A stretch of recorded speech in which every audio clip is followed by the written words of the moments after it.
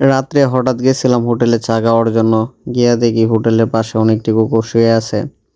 তো কুকুরগুলো ডাক দিলাম, ডাক দিয়ে একখানা করলাম, কইরা পরে হোটেল থেকে রুটি ছিললাম এদেরকে খাওয়ানোর জন্য। আসলে কুকুরগুলা তো বোবা প্রাণী, এটা আপনিও জানেন, আমিও জানি, সবাই জানে। তো এরা অনেক ক্ষুধার্ত থাকে, রাস্তার পাশে শুয়ে থাকে। বিশেষ কথা হচ্ছে এরা রাত্রে বাজার পাহারা দেয়, মানে সারা রাত্র জাগনা থাকে।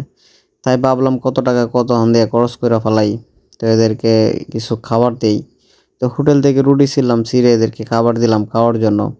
আসলে কত টাকা কত হান দিয়ে খরচ করে ফেলাই, তো হিসাব রাখি না। তো তাই ভাবলাম এদেরকে খাওয়াই, কারণ এদের খাওয়াইলে তো আমার কোনো লস নাই। তো এই কুকুরগুলা ডাইক্কা একখানা করলাম। তো আসলে আপনারা যারা রোডে আশেপাশে থাকেন, পকেটে খুচরা টাকা থাকলে এদেরকে খাওয়াবেন, কারণ এরা তো বোবা প্রাণী, বুঝছেন।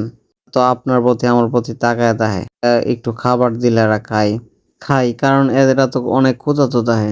তো এই যে কুকুরগুলার রুটিগুলা দিচ্ছি, এরা মনে হইতেছে যে এই এদের জন্য আজকে ঈদ লাগিয়ে গেছে। তো যাই হোক, এগুলো কোনো বিষয় না। রাস্তার পাশে আপনারা গেলেও 10 টাকা 5 টাকা রুটি ছিঁড়ে খাওয়াবেন, আপনাদেরও ভালো লাগবে, আর কুকুর তো খাবে, এর খিদা মিটবে, এটা আপনারাও জানেন। মানুষ তো কখনো বিশ্বাস্ত হয় না, আর মানুষ তো যদিও বিশ্বাস্ত হয় 1 দিন 2 দিন 3 দিনের জন্য। কিছু মানুষ যে আছে যে এদের স্বার্থ ফুরিয়ে গেলেই চলে যায়, আর কুকুরগুলা তো বিশ্বস্ত হয়। মানুষের ভালোবাসা ফুরায় গেলেও কিন্তু কুকুরের ভালোবাসা কখনো ফুরায় না।